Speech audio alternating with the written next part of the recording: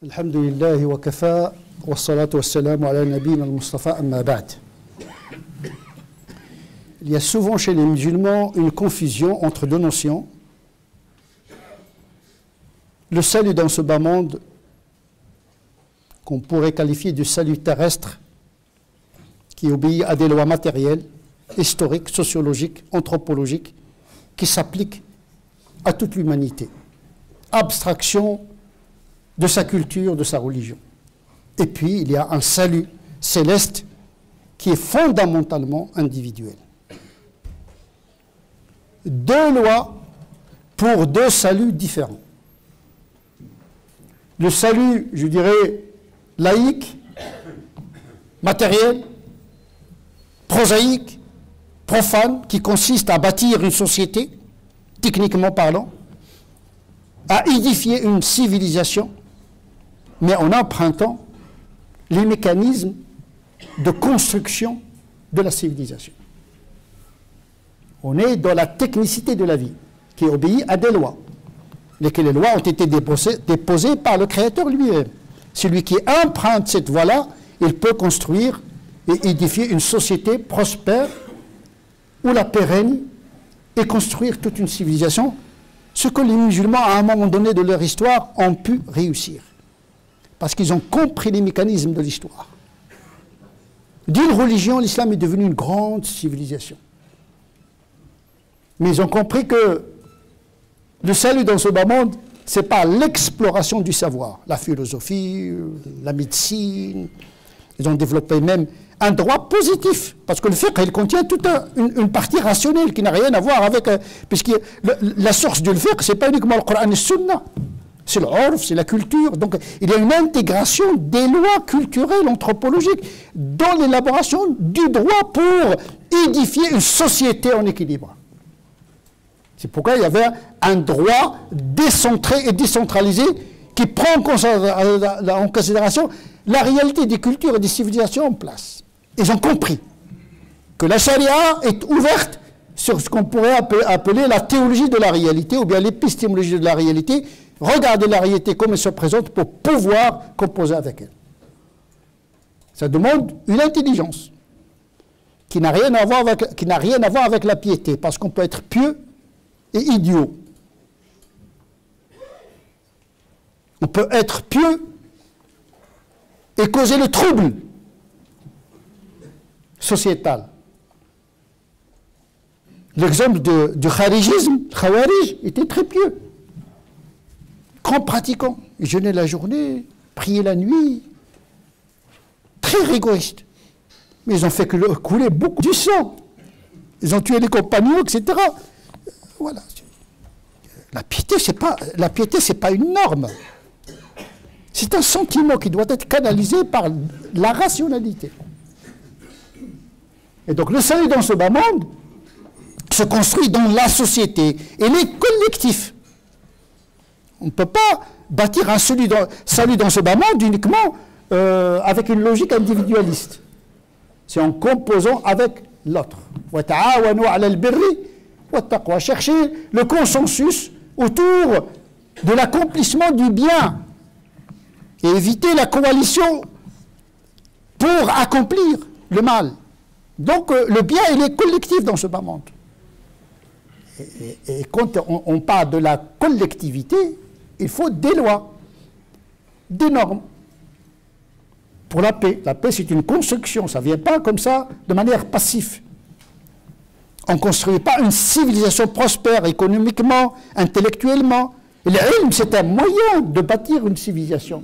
Et pas l'ilm uniquement de l'interprétation du Coran. C'est l'ilm de l'interprétation du monde également, puisque le Coran lui-même nous demande de comprendre les signes de Dieu déposés dans la nature et dans l'être humain. Einstein est un signe de Dieu. Grâce à lui, on sait que le temps est relatif. La relativité d'Einstein et les applications de la mécanique quantique sur notre vie aujourd'hui est considérable.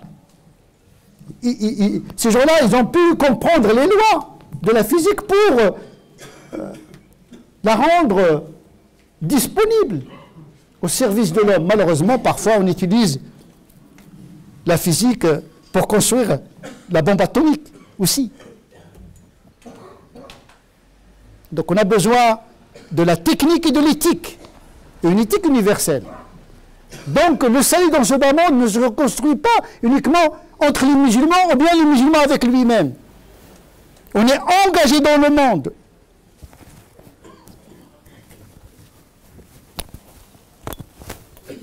C'est comme celui qui, par exemple, qui vit en France, il pense que son bien et son salut dans ce bas monde peut s'accomplir aux dépens de toute la société. On est sur le même bateau. Si le bateau coule, tout le monde va couler.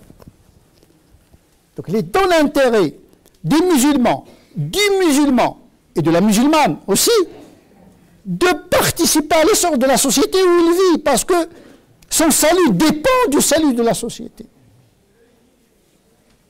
Le musulman souhaite le bien à toute l'humanité. Al-Khalqu iyalullah. Et donc il doit contribuer, ce n'est pas quelqu'un qui consomme les droits. Il y a beaucoup de musulmans en Occident qui consomment la civilisation, les revendications, les droits sociaux. Mais à un moment donné, il faut contribuer aussi. C'est notre société, c'est notre civilisation. Nous sommes concernés parce qu'il s'agit de notre salut aussi, en tant que citoyens. Le salut du musulman dans ce bas monde, le salut de la communauté musulmane dans ce bas monde, il dépend du salut terrestre de toute l'humanité. Théologiquement parlant et pragmatiquement parlant. Le musulman qui vit dans une autre perspective que celle-ci, eh bien, il n'aura peut-être ni le salut dans ce bas monde, ni dans l'au-delà, parce qu'il aurait trahi ces valeurs universelles qui l'obligent à être utile pour l'humanité. Khayrukum anfa'akum li ghayri. Le meilleur d'entre vous, c'est celui qui est utile pour les autres. Le prophète un jour a dit à ses compagnons, soutiens ton frère. Viens à son secours. Défends-le. Qu'il soit injuste ou qu'il subisse l'injustice. Un compagnon lui a dit au prophète, je le soutiendrai s'il subit l'injustice. C'est normal. Mais comment le soutenir lorsque lui-même est injuste? Et le prophète de lui dire, de l'empêcher de l'être. C'est ça ton soutien envers lui.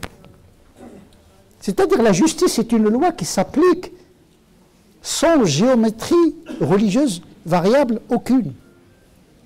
Adilou, c'est une loi, c'est une force qui tient les sociétés en équilibre. Avec soi-même, il faut être juste avec soi-même, avec sa famille. C'est un principe absolu qui s'applique aux musulmans, aux non-musulmans. Il n'y a pas de racisme dans la justice. Il n'y a pas de communautarisme dans la justice, parce qu'il y va du salut de toute la société, de toute l'humanité.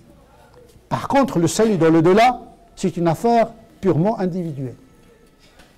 Salut terrestre collectif, salut céleste, que chacun ferait son chemin dans la solitude totale entre lui et son Créateur. Parce que le jour du jugement dernier, nous serons ressuscités individuellement, pas par communauté, pas par nationalité. Nous devons assumer de la solitude notre intimité, notre relation avec le divin, parce que nous allons rendre des comptes à Dieu en tant qu'individu. On peut être pieux, pratiquant, et être dans les summums du paradis. C'est Dieu qui juge. Les lois de l'au-delà, ce ne sont pas les lois de l'ici-bas. La charia de l'au-delà, ce n'est pas la charia de l'ici-bas. Parce que Dieu, il a tous les paramètres. Nous n'avons que les paramètres visibles et matériels. On juge les apparences. C'est comme des lois physiques. Il y a la phénoménologie et l'ontologie de la loi. Même la science aujourd'hui n'a accès qu'à la phénoménologie de la loi. C'est-à-dire les phénomènes tels qu'ils se déploient à l'expérience, à l'observation, à à la démonstration. Mais l'ontologie même du phénomène, seul Dieu le sait. C'est la même chose pour le comportement de l'être humain. Comme le comportement de la particule, nous n'en avons que les apparences, eh bien, le comportement des humains, nous n'en avons que les apparences. Seul Dieu connaît les choses en soi, pour parler un langage de Kant. Le réel, seul Dieu le sait. Le jour du jugement dernier, c'est la charia ontologique, la charia qui va examiner les consciences profondes, individuelles, qui va s'appliquer. Mais dans ce bas monde, il faut respecter les lois qui s'appliquent à tout le monde. On peut être pieux et à la marge de l'histoire. La civilisation obéit à des lois qui ne dépendent pas de la piété, mais vous pouvez être un saint des saints. Mais vous passez inaperçu dans l'histoire. Et il y a des gens qui ont compris les mécanismes de l'histoire, ils ne sont pas forcément des saints, mais ils ont compris comment utiliser les lois de la nature pour accéder à la prospérité, pour accéder à la victoire et à la civilisation. Et donc ne confondons pas les lois de la piété et les lois de la gestion de ce bas monde. Même un grand savant s'appelle Juwayni, dans son ouvrage Le Riyathi, c'est un ouvrage de la théologie politique. Il dit, si on a un choix pour désigner un souverain qui doit gérer les affaires des gens, on a le choix entre un qutb, c'est ce membre de la sainteté dans la hiérarchie du soufisme. Si on a le choix entre un qutb, un saint, mais qui est faible, qui n'est pas compétent, qui ne connaît pas la politique, qui ne connaît pas l'économie, et on a à côté un fasiq, c'est-à-dire un mauvais musulman, mais il est compétent, on doit choisir celui qui est compétent. Le saint, il est saint pour lui-même, mais il est incapable de gérer la société. Donc les lois de ce bas monde, ce n'est pas les lois de l'au-delà. Et c'est ça, la confusion. Il ne suffit pas d'être pieux pour construire quelque chose dans ce bas monde. Ta piété ne te concerne que toi-même, entre toi et ton Seigneur. Mais construire un monde matériel, il faut avoir la compétence. Et la compétence ne dépend pas de la piété et de la religiosité. C'est pour cette raison qu'il ne faut pas confondre les deux. Beaucoup de musulmans, regardez le monde musulman aujourd'hui, ce ne sont pas les saints qui manquent, ce n'est pas les prières qui manquent, ce n'est pas les doigts qui manquent. On passe toute la journée à prier. Oh Dieu, donne-nous, oh Dieu. C'est comme que, on dirait, les musulmans, ils prennent le chemin vers Paris et demandent à Dieu pour arriver à Toulouse. Entre nos doigts et nos espérances et nos actes, il y a une différence, c'est-à-dire entre nos prières et nos actions au quotidien, il y a vraiment un rapport schizophrénique. Il n'y a pas une harmonie. Parce qu'on pense qu'avec la prière, on va exceller. C'est comme nos étudiants. Dès que les examens s'approchent, ils remplissent les mosquées. Alors que toute l'année, ils négligent les devoirs, etc. Mais c'est pas comme ça. Hein. C'est pas comme ça que vous allez réussir dans vos examens. La réussite vient par le travail, pas par les prières.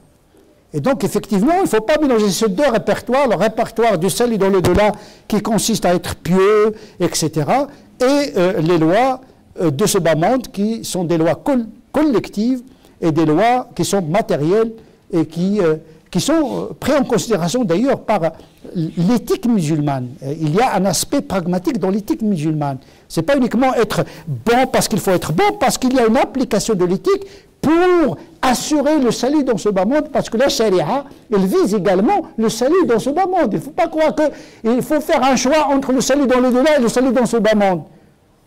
Comme s'il faut être à la marge de la société pour être un bon musulman. Non, il faut être au cœur du monde et assumer une part de la pratique de la charia qui n'isole pas le musulman du devenir et de l'essor de la société où il se trouve. Nas'Allah Azza wa Jalla أن يجعلنا من الذين يستمعون القول فيتبعون أحسنه. أولئك الذين هداهم الله وأولئك هم أولو الألباب. اللهم اهدنا فيمن هديت، وعافنا فيمن عافيت، وتولنا فيمن توليت، وبارك لنا فيما أعطيت، وقنا واصرف عنا شر ما قضيت.